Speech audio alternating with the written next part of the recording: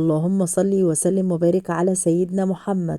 الخبر اللي معايا عن الفنانة وفاء مكي وإليكم التفاصيل. بعد طلبها الاستغاثة لضيق الحال، وفاء مكي تنضم إلى مسلسل صيد المغارب. أعلن المنتج تامر الدسوقي عن تعاقده مع الفنانة وفاء مكي للمشاركة في بطولة مسلسل صيد المغارب، وذلك بعد الاستغاثات التي قامت بها لمساعدتها من الأزمة المالية التي تعاني منها. وبمشاركة وفاء في هذه الدراما، فهي تعود للساحة الفنية بعد غياب دام لأكثر من 7 سنوات، حيث كان آخر أعمالها التلفزيونية مسلسل الكابوس من بطولة الفنانة غادة عبد الرازق وكريم محمود عبد العزيز وأحمد راتب وبيومي فؤاد، والذي عرض عام 2015.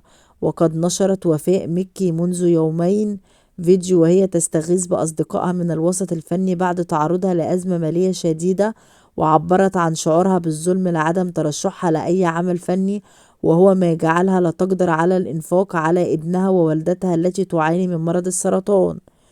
وقالت وفاء في هذا الفيديو إنها حصلت على قرض قيمته 31,000 جنيه وسلفة من نقابة الممثلين لكي تخرج من أزمتها المالية، ولكنها لم تتمكن من ذلك، وتراكمت عليها الديون وارتفعت أسعار علاج والدتها، وأشارت إلى أن منزلها لا يوجد به طعام. وكشفت وفاء مكي أنها ظلت تجمع مبلغ 5 جنيهات لمدة يومين لكي تشتري كيس من الخبز لوالدتها وابنها، معبرة عن غضبها من تجاهل الوسط الفني لها وعدم الاستعانة بها في أي عمل فني. وقالت وفاء مكي أنها شاركت في عدة أفلام ساهمت بشكل فعال في تغيير بعض القوانين، مثل فيلم لحم رخيص الذي ناقش مشكلة زواج القاصرات من أجانب مع الفنانة إلهام شاهين.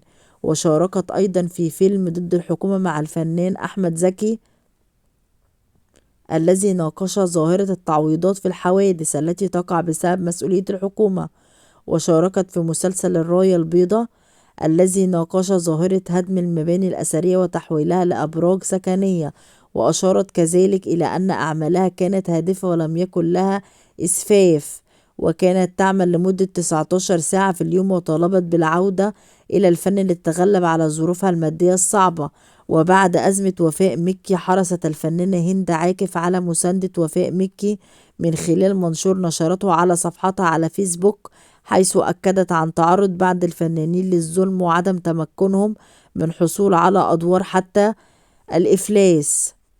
وفاء مكي هي ممثلة مصرية من مواليد 12 سبتمبر عام 1966، حصلت على شهادة الدبلوم في التجارة، وبدأت التمثيل عام 1985، وشاركت في العديد من الأعمال التلفزيونية والسينمائية.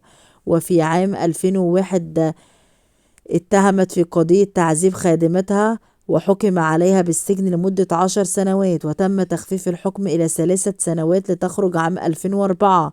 وهذا آخر ما توصلنا إليه من هذا الخبر، وأرجو من حضراتكم اللايك والشير والسبسكرايب، وأن تدعموني في القناة، وما تنسوش الاشتراك. شكرا لحضراتكم، مع السلامة.